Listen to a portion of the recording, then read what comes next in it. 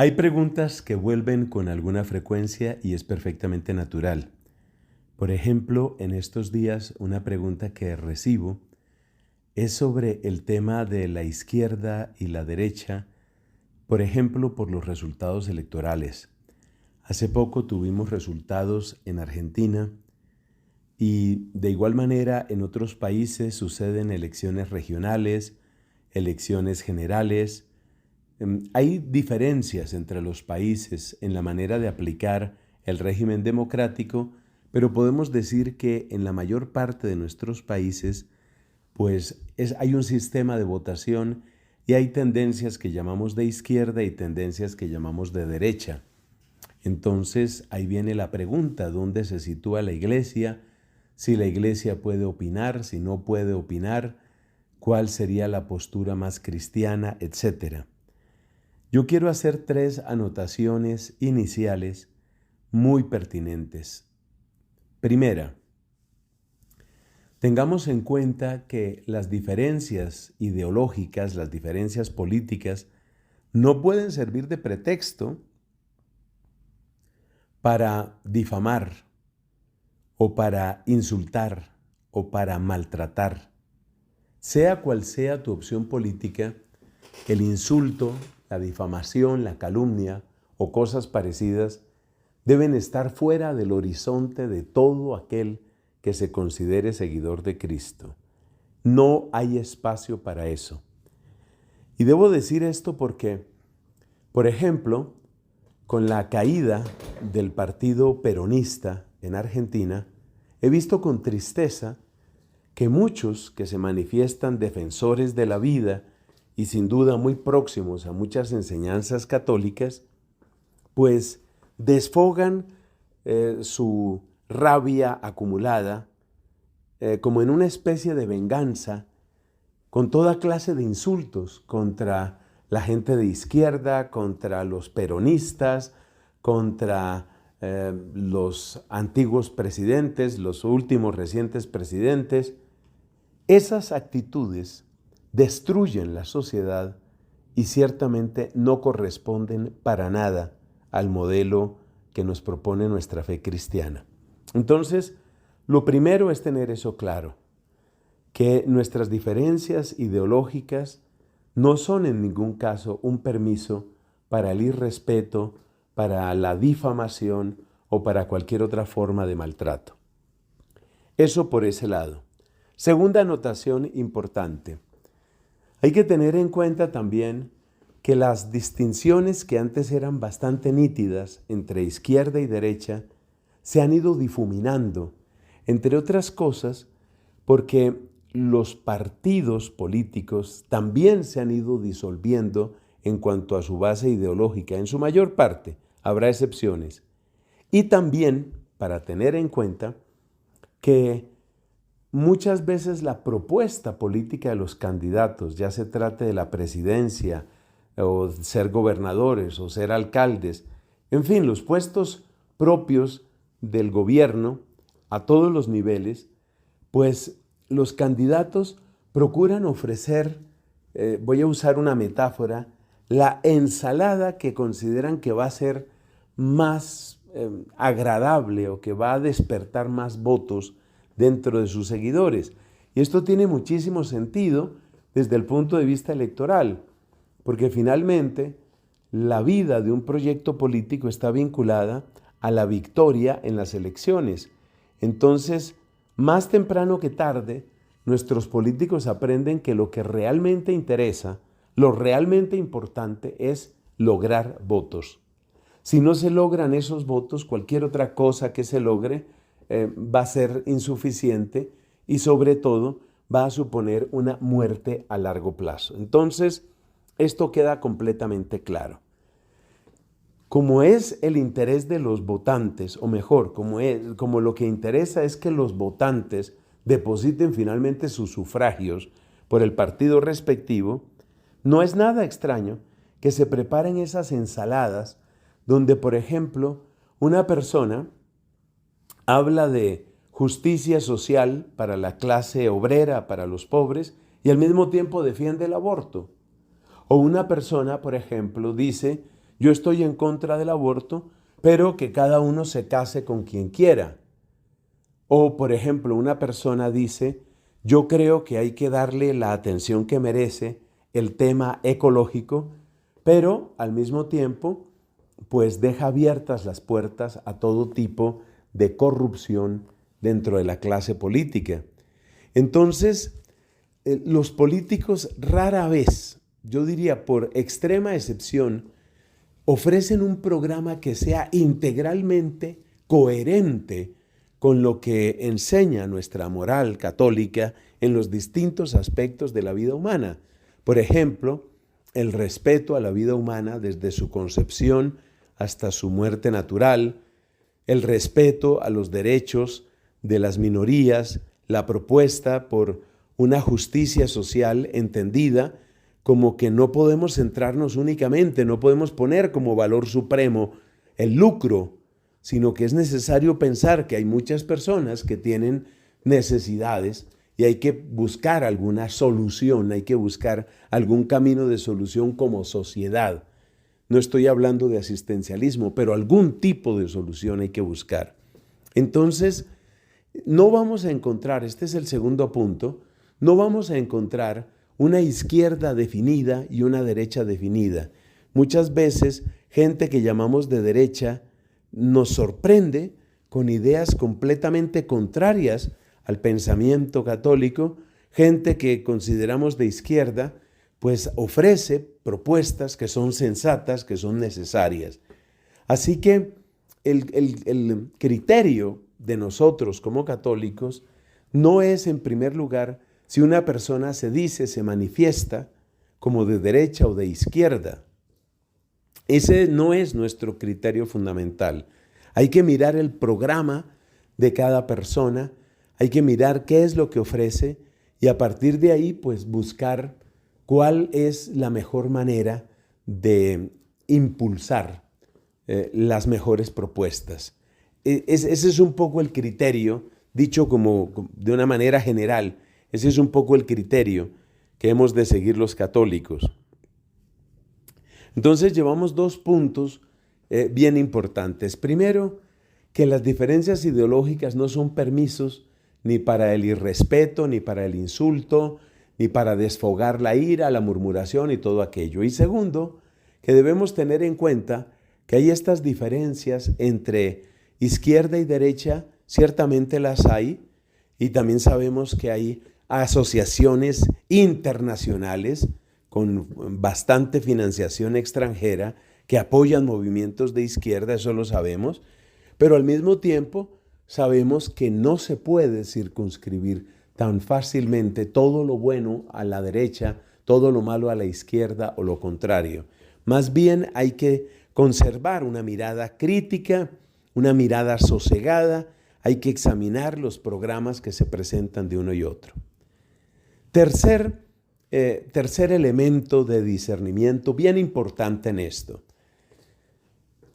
Yo creo que cada uno tiene que examinarse y tiene que examinar su corazón. Esto va conectado con lo primero que dije, con el tema de los insultos y todo aquello. ¿A qué me refiero? Que nosotros como seres humanos somos vulnerables a todo tipo de tentaciones. Y dentro de esas múltiples tentaciones, dentro de esas múltiples propuestas que llegan a nuestro corazón, muchas son sucias. Por ejemplo, el espíritu de revancha, el espíritu de venganza, el espíritu de triunfalismo. No es solamente que hemos de cuidarnos de evitar conscientemente todo daño a la honra de los oponentes, no es solamente eso. También tenemos que vigilar en nuestro propio corazón, tenemos que vigilar cómo estamos obrando nosotros en términos de palabras como las que he utilizado: orgullo, vanidad, triunfalismo, revancha, venganza. De nuevo, quiero remitirme a esto que ha sucedido hace pocos días, pero se ha dado en muchos países y en muchos momentos, sino que lo tenemos muy fresco en Argentina. Me encuentro con un mensaje en redes sociales que se alegra de ver a los perdedores llorando. Claramente llorando su frustración, llorando su derrota.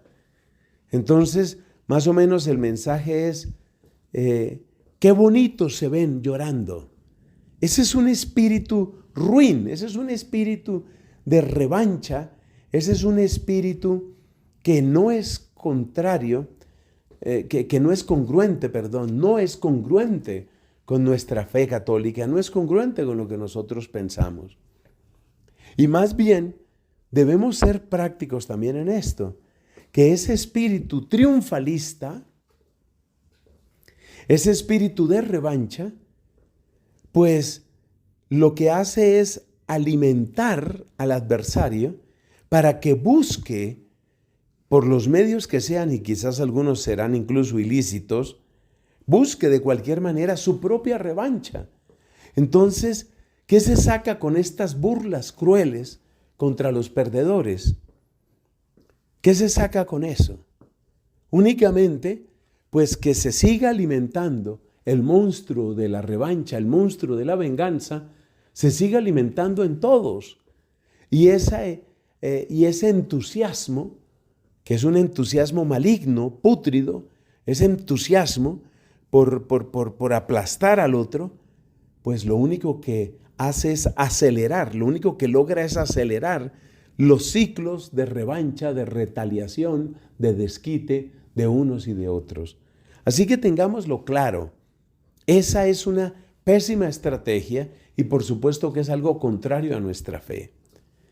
No significa que nosotros tengamos que dedicarnos a consolar a los perdedores o tengamos que jugar a la diplomacia con los perdedores. Por supuesto que no, eso no es lo que nos corresponde a nosotros, pero tampoco nos corresponde entrar en esa tónica de burla, en esa tónica de revancha, que repito, lo único que hace es empeorar el futuro de las personas. Tengamos eso presente. Así que estas tres anotaciones yo creo que nos pueden servir dentro de un contexto político que tiene que ver con izquierda y derecha. Primero, evitamos insultos, difamaciones y cualquier cosa que vaya en contra del adversario y que finalmente pues es también contraria a nuestra fe cristiana. Segundo, mantener un espíritu crítico, no porque yo me considere de izquierda o de derecha estoy necesariamente en lo correcto. Hay que mantener un espíritu crítico, un espíritu despierto, distante, es decir, distante en el sentido de que toma la distancia apropiada. Y luego, pues darnos cuenta de que hay que vigilar el propio corazón. Sobre esta base, si el candidato, o candidata obviamente, si el candidato que gana unas elecciones es la persona que yo quería que ganara, ese tampoco es el final de la historia. Ese no es el final de la historia, porque en primer lugar ese sigue siendo un ser humano sujeto a todas las concupiscencias, las vulnerabilidades, los peligros, los pecados que todos conocemos. Entonces, nuestra sensatez reclama que no caigamos en una especie de esterilidad, creyendo que ya todo quedó hecho. No es cierto, no es cierto. Si ha ganado una persona que era de nuestros afectos, que había conquistado nuestro voto, pues sí, hay un motivo de alegría, una alegría que ya dije debe tener también su límite, su sobriedad, su sensatez. Hay un espacio para la alegría, por supuesto, pero junto a eso, que pronto brote el espíritu de oración. Es muy importante que brote el espíritu de oración y el darnos cuenta lo que implica todo esto. Darnos cuenta lo que esto quiere decir, es decir, la responsabilidad que viene sobre esta persona. Muchas veces la sevicia con que van a tratar de que fracase, porque ese es el ambiente polarizado, enrarecido en el que estamos. La gente va a buscar que fracase sus adversarios. Entonces necesitamos orar por esa persona. Necesitamos pedirle a Dios que esa persona tenga la sabiduría, tenga la humildad, tenga la fortaleza, tenga la temperancia en sus palabras y en sus obras, de manera que pueda hacer la mejor gestión. Es un pésimo indicador que muchos de los políticos que conocemos realmente no cultivan la temperancia, por ejemplo, en las palabras. Insultan a diestra y siniestra porque consideran que eso les hace aparecer fuertes y eso conquista votos, y ya vimos la relación que tienen todos estos políticos con los votos. Pero si ya hicieron su campaña como la quisieron hacer y así triunfaron, pues que venga la sensatez, porque una cosa es la campaña y otra cosa es el gobierno. Y los gobiernos requieren sabiduría, requieren esa gravedad, esa sensatez de pensamiento, ese mirar más allá, ese tener en cuenta y sopesar las consecuencias de las palabras y de las acciones que indudablemente van a afectar a miles y miles, a millones de personas. Entonces hay que orar por estas personas. Si nos agradaron sus ideas, si de alguna manera los llevamos a que pudieran alcanzar los puestos que deseaban, pues hay que orar mucho por ellos. En segundo lugar, con respecto a los ganadores, hay que pensar en la fiscalización. Nuestra fe católica nos enseña clarísimamente que todo corazón humano se puede corromper, incluso el que llegue con buenas intenciones al poder. Entonces la fiscalización no solamente es un derecho ciudadano, sino que es un deber. Y es un deber para con aquellos que simpatizan con nosotros, para con aquellos con los que nosotros simpatizamos, y por supuesto, y quizás mucho más, con los que no simpatizamos, con los que estamos en desacuerdo o en abierta oposición. Pues es necesario, es bien necesario tener esa fiscalización, de manera que lo que se ha prometido en campaña se pueda realizar. Pues estoy hablando de lo que es moralmente correcto, por supuesto, que eso se pueda realizar. Eso es importante, eso es vital, y para eso se necesita fiscalización. Dicho de manera más corta, no seamos tan amigos que terminemos siendo cómplices, simplemente porque ganó el candidato que yo quería. Entonces ya todo lo que haga está bien y tengo que defenderlo. No. Hay que corregir muchas cosas. Hay que vigilar en el gasto, en los nombramientos, en las propuestas. Hay que ayudar a pensar. Y para esto se necesita, por supuesto, que los ganadores tengan la cabeza lo suficientemente libre y bien puesta como para darse cuenta que lo peor que pueden hacer es rodearse de gente que les apruebe todo. Necesitan gente que también les critique, les haga ver lo que ellos no están viendo.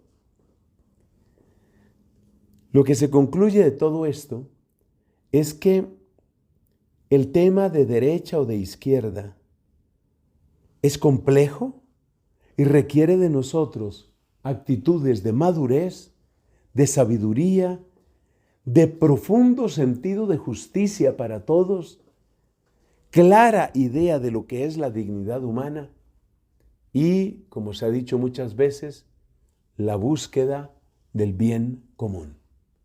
La búsqueda del bien común. ¿Qué es lo mejor? ¿Qué es lo que se puede buscar aquí como mejor? ¿Cómo se puede avanzar? No que avance únicamente mi partido, no que avancen únicamente mis ideas, no que avance únicamente la gente que a mí me gusta, sino cómo se puede avanzar como sociedad. Es lo que en teología moral católica llamamos el bien común.